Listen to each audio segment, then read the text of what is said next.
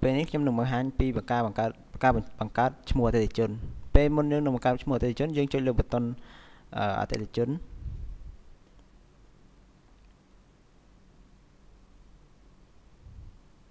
ពេលយើងចុចលើប៊ូតុនអតិថិជននេះយើងនឹងឃើញឈ្មោះអតិថិជនមួយចំនួនដែលបានបញ្ចូលរួចហើយ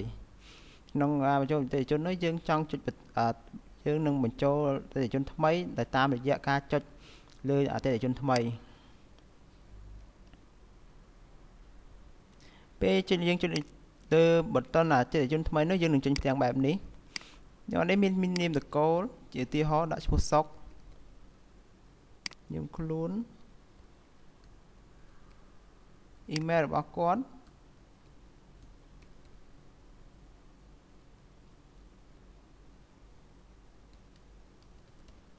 លេខទូរស័ព្ទជាលេខទូរស័ព្ទផ្ទាល់ខ្លួនរបស់អតិថិជនខ្សែដ្ឋានទី1និងខ្សែដ្ឋានទី2មានឈ្មោះទីក្រុងមានឈ្មោះរដ្ឋមានលេខកូដតំបន់មានប្រទេសនិងព័ត៌មានទូទៅរបស់អតិថិជនបាទអតិថិជននោះគាត់មានគិតជាពន្ធគាត់តែបានគិតពន្ធគឺត្រូវធីលើពន្ធតែបើគ្មានពន្ធគាត់គិតពន្ធលើគាត់ទេយើងដោះធីវាចេញបន្តមកយើងចុចប៊ូតុនយល់ព្រមពេលយើងតង់យល់ព្រមបើការបញ្ចូលនេះជោគជ័យគឺនឹងចេញព័ត៌មានបែបនេះនេះជាឈ្មោះសុកដែលខ្ញុំបានបញ្ជូនទៅមិញនេះយើងអាចកែប្រែបានដោយគ្រាន់តែចុចលើការកែប្រែនៅឃើញចេញផ្ទាំងដូចអតិថិជនថ្មីដែរ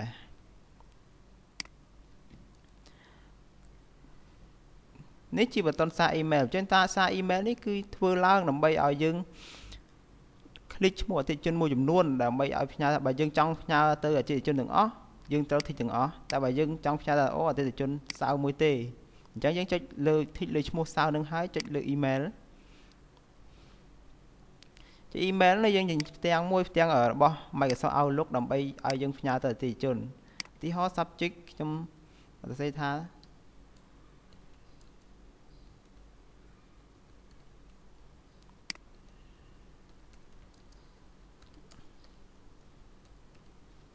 រួចចុចប៊ូតុន Send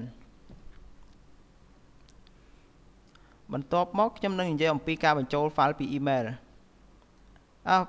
សំទោសបញ្ចូល file ពី Excel បញ្ចូល file Excel នេះគឺយើងត្រូវមានទម្រង់ជា Excel form មួយឧទាហរណ៍ខ្ញុំនឹង download form ដែលបង្ហាញលើ Excel នេះយើង download លើ file ដែលបង្ហាញលើ Excel នឹងទទួលបាន form មួយ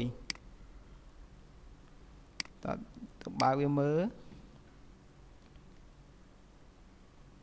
ពេលបើកមើលយើងនឹងឃើញទម្រង់បែបនេះដែលគ្រាន់តែធ្វើទម្រង់បែបនេះហើយរួច upload វាចូលជាឧទាហរណ៍ខ្ញុំនឹងបញ្ចូលវាដែលតាមរយៈខ្ញុំកាត់លុបឲ្យអស់ឈ្មោះអតិថិជនពេលនោះបានជោគជ័យរួចខ្ញុំបញ្ចូល file ពី email ពី Excel លើប៊ូតុន Excel នេះ browse នេះមានន័យថាទៅរក file Excel ដែលយើងបានdownload ទុកមិញពីមុន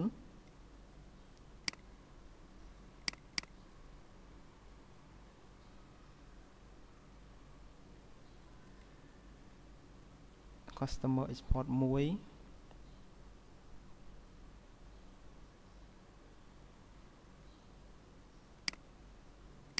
លើ open ចុចប៊ូតុនយល់ព្រម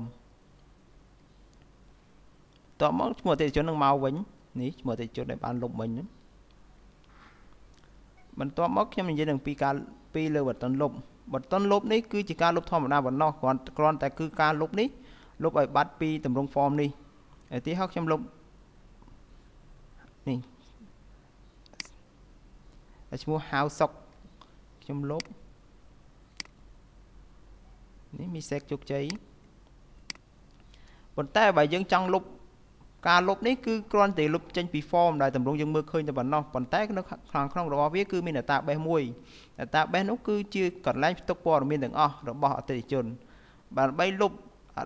ឈ្មោះអតិថិជនដែលយើងលុបមិញយ៉ាងពីមុននេះមកឲ្យវាបាត់ហើយ recovery មិនបានយើងចុចលើសម្រាប់ការលុបចុច OK នេះសម្រាប់ការលុបបានជោគជ័យ